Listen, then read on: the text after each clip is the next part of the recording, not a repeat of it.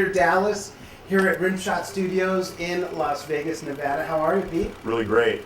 I have a way of charting out songs that I've been doing forever. And so, do you chart out every song that you learn, basically, when you Yeah, play? every time I learn Really? a song, I chart it That's out. What I cool. do is, That's cool. I write out figures. See, I have, well, here's something here that I got to do for a gig next weekend in Lake Tahoe. In and Out of Love, all right, by, and here's One Wild Night by Bon Jovi. I'm doing Let's see, a I'll hold Bon on to Jovi this. tribute group, okay, and it's, you know,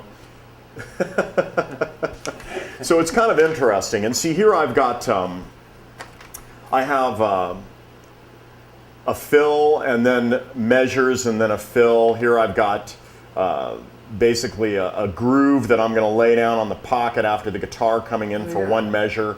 Then I have a verse for 8 and then 6. Now when I listen to the song and I'm kind of familiar with the vocabulary of the music that we're doing. You know, there's only so many. It's kind of like writing out in a language. Like if you write in the English language, you're going to have punctuations, things that happen. And then if you write in French or you write in Greek, you know, it's going to be different. And if you write in Chinese, you're going backwards, right? Definitely different. And that's prog rock. Yeah. Okay. All right. So anyway, but anyway, these are they're like hieroglyphics, right? And you know, you're charting out structure. It's like a dumb drummer chart, and what it is it's short and to the point, and there's so point is that all music is like a vocabulary. Like if I'm playing rock, like swinging 50s rock, there's certain fills that work. 60s rock, 70s, blues,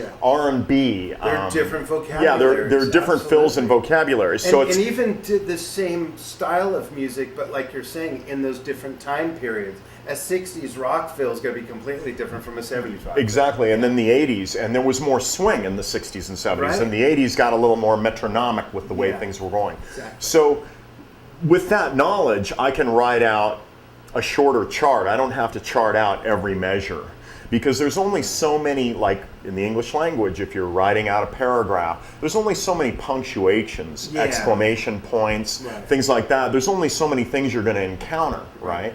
So with music, it's the same way. And when you've done it for years and you have a vocabulary, then there's only so many things that you're going to encounter, Phil, that will work for that particular section.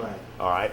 And so you don't need, what you're saying is you don't need 8 pages of every little detail of that piece of music. You're able to write something like that that gives you the roadmap, and it's in bigger chunks. Completely. So you've got and that way, and see what I'll do is like with this stuff, I'll read it down. Like right now, I could play In and Out of Love with a click track and read it down, right, without the song, because I can read that down.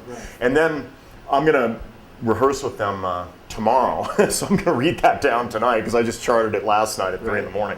And so anyway, I'm going to read it down tonight, and as I read it down, it's going to get smaller. And it'll get to the point where I'm going to have a set list, and I'm going to have a very small chart written next to the with a few, like right next to the song that will have a few key points. Like if there's a treble point, like that particular song doesn't have any treble spots in it. Some of the other Bon Jovi stuff has like a really complex little section that's different, or a fill that's different, you know.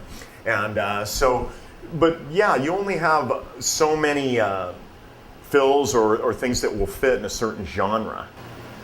Does everyone get the message? I mean, first of all, you got to learn other languages and vocabularies of music and drumming, because this will give you more tools in your toolbox. This will give you more of a resume to get more work with, because now you're actually more qualified to play more types of gigs and not just one style of pounding away. For teaching, those were some great lessons, thanks. And all of Peter's information is magically right here on the screen. If you want to follow Peter, his website, YouTube, Facebook, everything's right there. And thanks for coming on Drum Talk TV. Yeah, my pleasure. Really great. Thanks for having me.